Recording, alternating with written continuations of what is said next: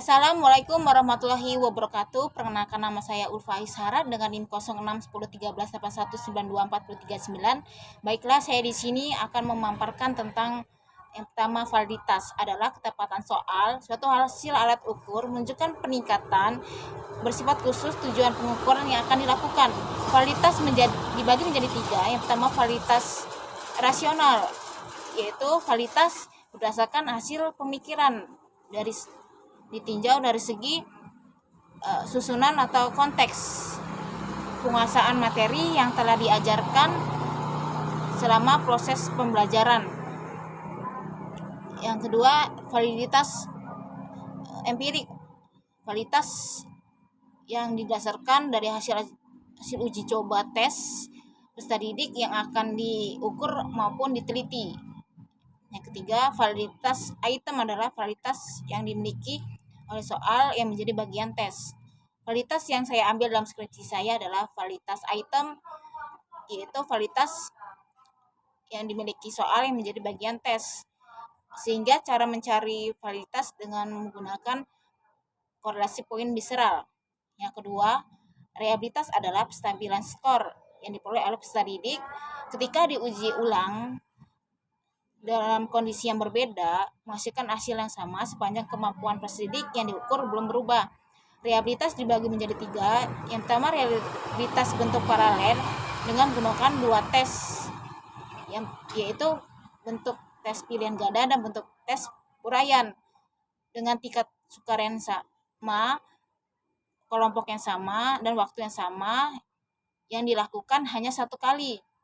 Sedangkan reliabilitas tes ulang, yaitu tes dilakukan 2 kali dengan kelompok yang sama, tingkat kesukaran yang sama,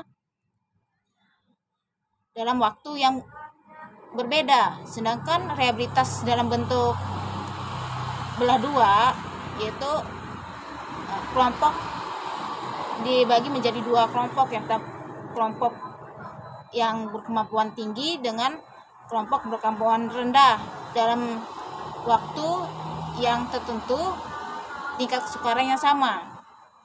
Yang ketiga, ada tingkat kesukaran adalah peluang untuk menjawab dengan benar dengan kemampuan tertentu. Menurut Ari Kunto, tingkat kesukaran adalah penyusun nilai tingkat kesukaran dianjurkan 0,3 sampai 0,7 soal dalam kategori cukup. Sedangkan penyusunan di tingkat kesukaran sebaiknya berimbang, itu 25% sukar, 50% cukup, 25% mudah. Dengan rumus menurut Ari Kunto, IP per B per JS. IP itu indeks tingkat kesukaran, B peserta didik yang menjawab benar dibagi jumlah peserta didik yang mengikuti tes. Nilai pembeda adalah kemampuan peserta didik untuk menjawab soal yang telah diberikan dan menentukan belajar berkemampuan tinggi dengan menentukan belajar kemampuan rendah dalam bentuk pilihan ganda maupun dalam bentuk uraian. Dengan menurut Ari Kunto, dengan rumus D sama dengan kelompok berkemampuan tinggi dikurang kelompok berkemampuan rendah. Kelompok berkemampuan tinggi dengan cara BA sama dengan BA per JS. B itu kelompok yang berkemampuan tinggi menjawab dengar dibagi jumlah peserta didik yang mengikuti tes. Untuk yang kelompok rendah dengan cara dengan B R per JS.